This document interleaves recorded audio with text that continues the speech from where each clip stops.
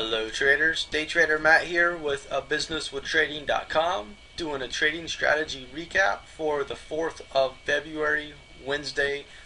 And today was an interesting day. You can see we didn't accomplish anything. We had 3 trades and ended up with 0 points. It was one of those days that could have turned out a whole lot worse than it did.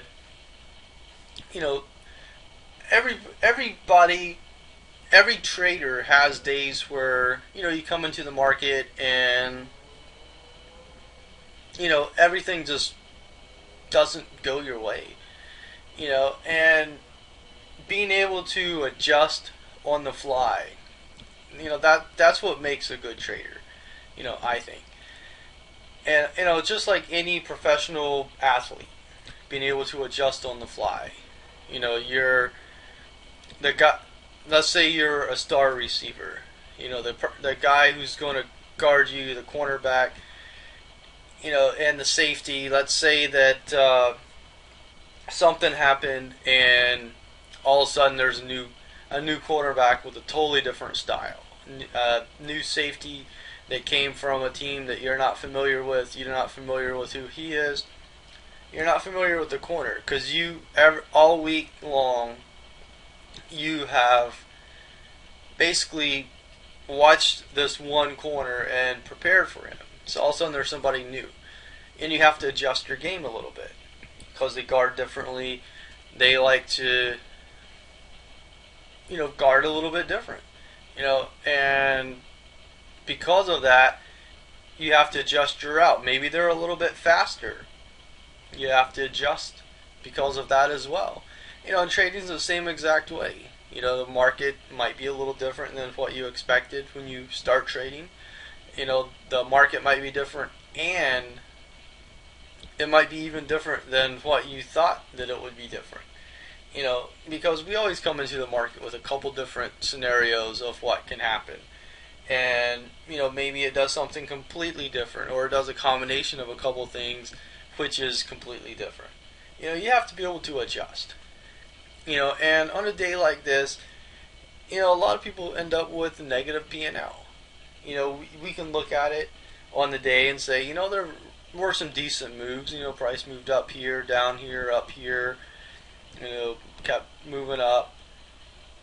But we can't look at it from that standpoint. We have to look at it from the perspective of what can I learn from this? What happened? How can it make me better? Something like that. Let's get into what we actually did, and then we can, get into the second half of the story afterwards.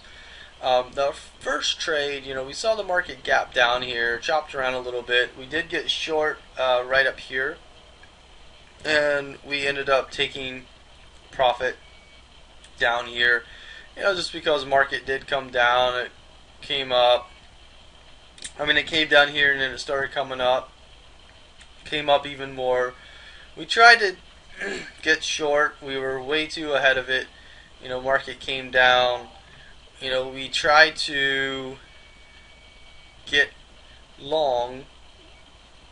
Didn't get filled. Market kept coming up.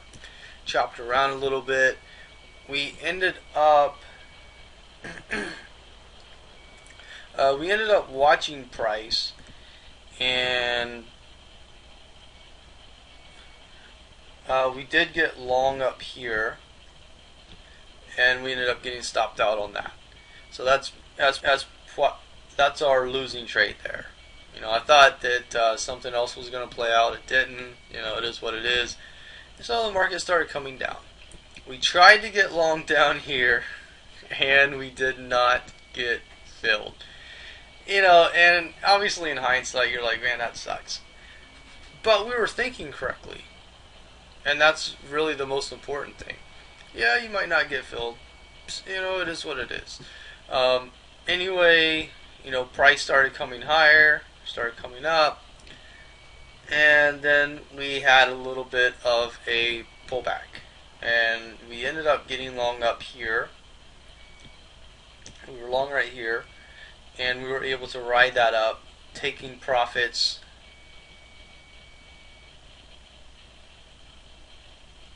see this candle here. Taking profits up here. So we were able to do that, and that pretty much threw us at 0 points on the day.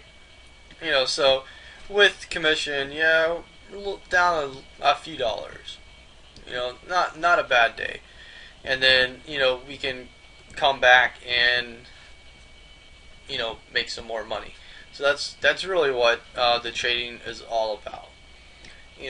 A lot of people do ask me, what is the MPP? I've gone over it several times. I need to put it on the FAQ page. I'm gonna do that when I get time. But I'm looking at where did the market go versus how I actually traded it. Maximum profit potential takes price from my entry in the trading room, how far it goes before it comes back over onto that price. So today the market moved 3/4 of a point versus we ended up with 0 points. And I'm okay with that. That's kind of a nothing. If the market moved 10 points, if I had the potential to pull in 10 points and I made 0 points, that's an issue. Or if I lost 2 points and the market gave me the potential to make 10, that's an issue. Being within 3/4 of a point, I'm okay with that.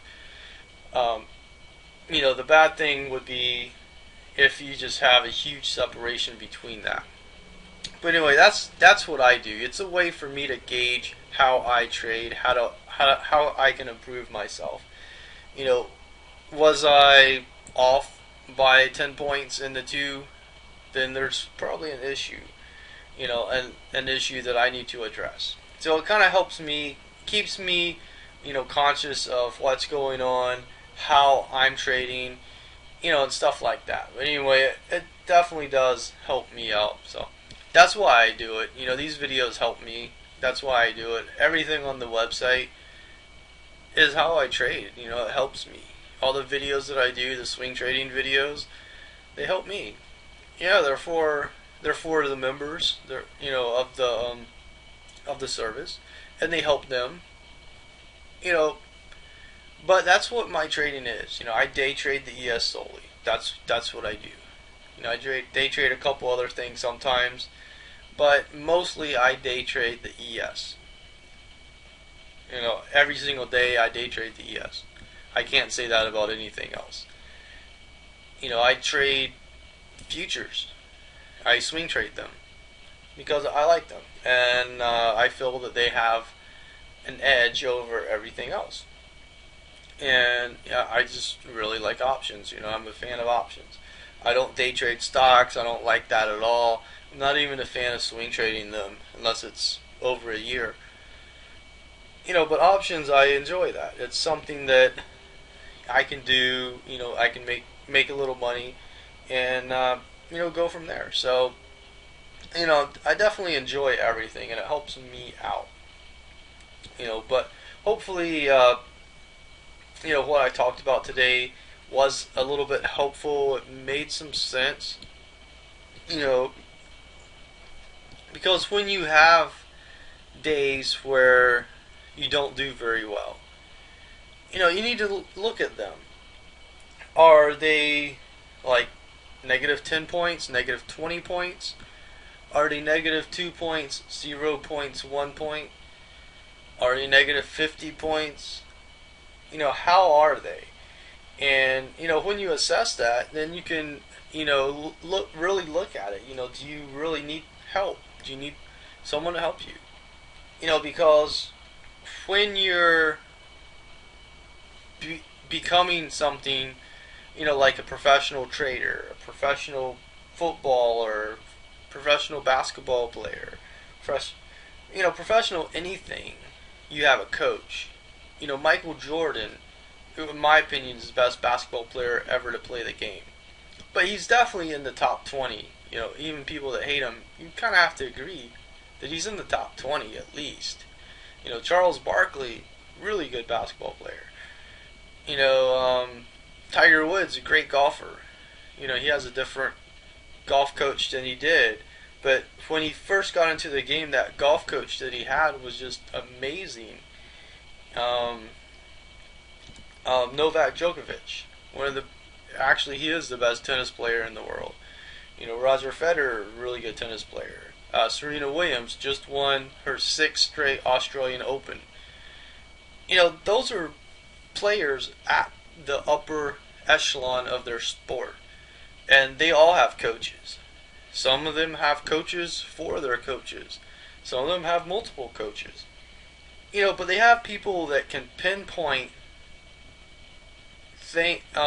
certain points of their game and then break it down to an understandable level and say, this is what you're doing, this is what you should be doing. Or they can say, this is what you're doing, this is perfect, this is what we talked about. If you keep doing this, you're going to just keep getting better. And that's why in trading, having a trading coach is actually a good thing if you need it. And if you actually get along with your trading coach. I mean, you need someone who's going to tell you like it is. If you go outside, oh, the sky is green, sky is green, sky is green. Someone says, oh yeah, the sky is green. When the sky is purple, it's not going to help you. So you need to find what you're doing wrong, and then from there assess, what can get you over that hump, what can get you to the next level, what can take you not only to the next level, but the next 3, 5, 7 levels. How far do you want to go as a trader? It's something that only you can really answer. But once you answer that, you're going to be so much closer to your end goal. And everybody's different. Some people, they want to become a trader just so they can have a source of income and be able to have some free time. It's going to take a little while to become a trader. You're not going to have any free time when you're learning. But once you learn, once you become good enough at it, yeah, it'll definitely provide you some free time. You can enjoy with your family or, whatever it is that you like.